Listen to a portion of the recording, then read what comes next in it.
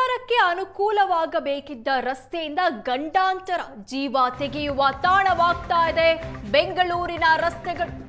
ಲಿಂಗರಾಜಪುರ ಮೇಲ್ಸೇತುವೆ ಸರ್ವಿಸ್ ರಸ್ತೆಯಲ್ಲಿ ಸಮಸ್ಯೆ ಕಾಣಿಸಿಕೊಳ್ತಾ ಇದೆ. ಸಮಸ್ಯೆ ಇದ್ರೂ ಜಿಬಿಎ ಅಧಿಕಾರಿಗಳು ಕಣ್ಮುಚ್ಚಿ ಕುಳಿತಿದ್ದಾರೆ.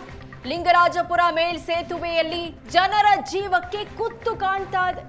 ರಸ್ತೆ ಮಧ್ಯದಲ್ಲಿಯೇ ಬೃಹತ್ ವಿದ್ಯುತ್ ಪ್ರಸರಣ ಕಂಬ ಇದೆ. ಸರ್ವಿಸ್ ರಸ್ತೆಯಲ್ಲಿ ಫುಟ್ಪಾತ್ ಅತಿಕ್ರಮಣ ಮಾಡಿ ಜನ ಪರದಾಟ ಮಾಡ್ತಾ ಇದ್ದಾರೆ. ರಸ್ತೆ ಮಧ್ಯೆ ಬೃಹತ್ ವಿದ್ಯುತ್ ಪ್ರಸರಣ ಕಂಬದಿಂದ ಗಂಡಾಂತರ ಕಾಡ್ತಾ ಇದೆ. ರಸ್ತೆನೂ ಸರಿಯಿಲ್ಲ, ರಾತ್ರಿ ಹೊತ್ತು ಈ ವಿದ್ಯುತ್ ಕಂಬನೂ ಕಾಣಲ್ಲ. ಹೀಗಾಗಿ ಜನ ಒದ್ದಾಡ್ತಾ ಇದ್ದಾರೆ. ಲಿಂಗರಾಜಪುರ ಮೇಲ್ಸೇತುವೆ ಸರ್ವಿಸ್ ರಸ್ತೆಯ ಅವಾಂತರ ಇದು. ಇದು ಬಂದು ತುಂಬಾ ವರ್ಷದಿಂದ ಇದೆ. ಇದು ಯಾರನ್ನೂ ಬಂದು ಇದು ಆಕ್ಷನ್ ಎತ್ತಾ ಇಲ್ಲ. ಇಲ್ಲಿ ಬಂದು ಬ್ಯಾನರ್ ಎಲ್ಲ ಹಾಕ್ಬಿಡ್ತಾರೆ, ಕೆಳಗಡೆ ಹೋಗಿಲ್ಲ ಬರಂಗಿಲ್ಲ, ಅವ್ರವ್ರ ಇಷ್ಟ ಮಾಡ್ಕೊಂಡಿದ್ದಾರೆ. ಯಾರು ಕೇಳೋರು ಯಾರು ಇಲ್ಲ ನಮ್ಮ ಏರಿಯಲ್ಲಿ. ನಾನು ಚಿಕ್ಕ ಹುಡುಗ ಅಂತ ಇದ್ದಲ್ಲ ಅವಾಗಂದ ಇದೆ ಇದು.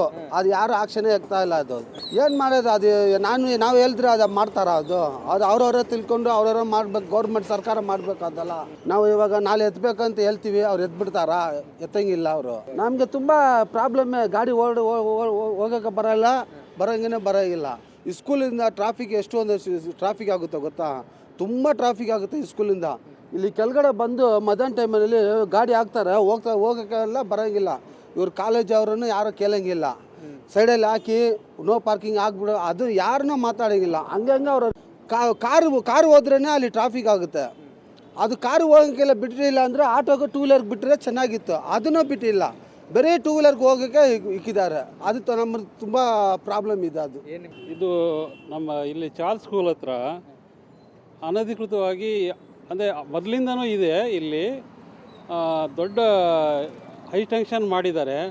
ಇಲ್ಲಿ ಸ್ಕೂಲ್ ಇದೆ ಪಕ್ಕದಲ್ಲಿ, ಜನಕ್ಕೆ ತುಂಬ ತೊಂದರೆ ಆಗುತ್ತೆ. ಸಾಯಂಕಾಲ ಆದರೆ ಮತ್ತು ಬೆಳಗ್ಗೆ ಹೊತ್ತಲ್ಲಿ ತುಂಬ ಟ್ರಾಫಿಕ್ ಸಮಸ್ಯೆಗಳನ್ನು ಅನುಭವಿಸ್ತಿದ್ದೀವಿ. ಮತ್ತು ಇಲ್ಲಿ ಪೊಲೀಸರು ಯಾರೂ ಇರಲ್ಲ, ಟ್ರಾಫಿಕ್ ಜಾಮ್ ಆಗ್ತಾ ಇರುತ್ತೆ. ಇದಕ್ಕೆ ಸ್ವಲ್ಪ ಸರ್ಕಾರ ಇದಕ್ಕೆ ಏನಾದರೂ ಒಂದು ವ್ಯವಸ್ಥೆ ಮಾಡಿಕೊಡ್ಬೇಕಂತ ತಮ್ಮಲ್ಲಿ ಈ ಚಾನಲ್ ಮುಖಾಂತರ ನಿಮ್ಮನ್ನ ಕೇಳ್ಕೊತಿದ್ವಿ.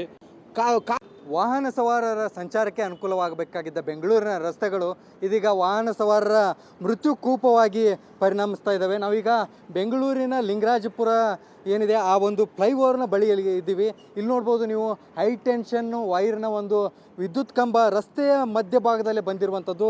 ಇದು ಸುಮಾರು 10 ವರ್ಷಗಳಿಗಿಂತಲೂ ಹಿಂದೆಯಿಂದಲೂ ಕೂಡ ಇದೇ ರೀತಿ ಆಗಿದೆ. ಆದರೆ ಈಗ ಸದ್ಯ ಏನಾಗಿದೆ ಅಂದರೆ ಇಲ್ಲಿ ಬೇಕಾಬಿಟ್ಟಿಯಾಗಿ ವಾಹನಗಳನ್ನು ಪಾರ್ಕಿಂಗ್ ಮಾಡೋದ್ರಿಂದ ವಾಹನ ಸವಾರರು ಅಕ್ಷರಶಃ ಪರದಾಡುವಂಥ ಸ್ಥಿತಿ ಇಲ್ಲಿ ನಿರ್ಮಾಣ ಆಗಿರುವಂಥದ್ದು. ಇದು ರಸ್ತೆಯ ಮಧ್ಯಭಾಗದಲ್ಲೇ ಕಂಬಗಳು ಇರುವಂಥದ್ದರಿಂದ ಈಗ ಆ ಕಡೆಯಿಂದ ಬರುವಂಥ ವಾಹನ ಸವಾರರು ಒಂದು ಟ್ರಾಫಿಕ್ ಸಮಸ್ಯೆಯಲ್ಲಿ ಸಿಲುಕುವಂತಾಗುವಂಥದ್ದು. ಅದಲ್ಲದೆ ಈ ಕಡೆ ಒಂದು ಎಕ್ಸ್ಟ್ರಾ ಯಾವುದಾದ್ರು ದೊಡ್ಡ ವಾಹನ ಬಂದರೆ ಹಿಂದೆ ಬರುವಂಥವ್ರಿಗೆ ಇದು ಕಂಬ ಇರೋದು ಗೊತ್ತಾಗದೆ ಅದಕ್ಕೆ ಡಿಕ್ಕಿ ಹೊಡೆದು ಹಲವು ಅಪಘಾತಗಳು ಕೂಡ ಸಂಭವಿಸಿರುವಂಥದ್ದು. ಇದರ ಪಕ್ಕದಲ್ಲೇ ಒಂದು ಖಾಸಗಿ ಶಾಲೆ ಕೂಡ ಇದೆ. ನೂರಾರು ಜನ ಪ್ರತಿನಿತ್ಯವೂ ಕೂಡ ಶಾಲಾ ಮಕ್ಕಳು ಕೂಡ ಇದೇ ರಸ್ತೆಯಲ್ಲೇ ಸಂಚಾರ ಮಾಡ್ತಾರೆ. ಈ ಸಮಸ್ಯೆಯ ಬಗ್ಗೆ ತಲೆ ಕೆಡಿಸಿಕೊಳ್ಳದ ಕಾರಣ ಹೀಗಾಗಿ ಇಲ್ಲಿಯ ಏನು ಸ್ಥಳೀಯರಿದ್ದಾರೆ ಅವರು ಸಮಸ್ಯೆಯನ್ನು ಅನುಭವಿಸುವಂತಾಗಿದೆ.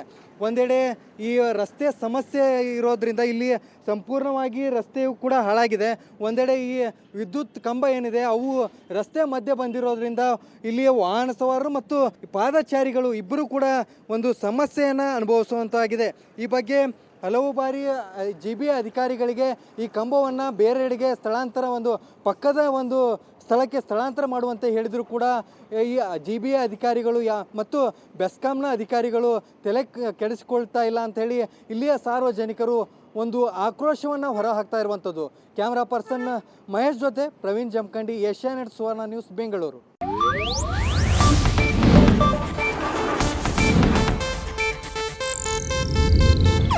ಇದು ಏಷ್ಯಾನೆಟ್ ನ್ಯೂಸ್ ನೆಟ್ವರ್ಕ್ ಪ್ರಸ್ತುತಿ.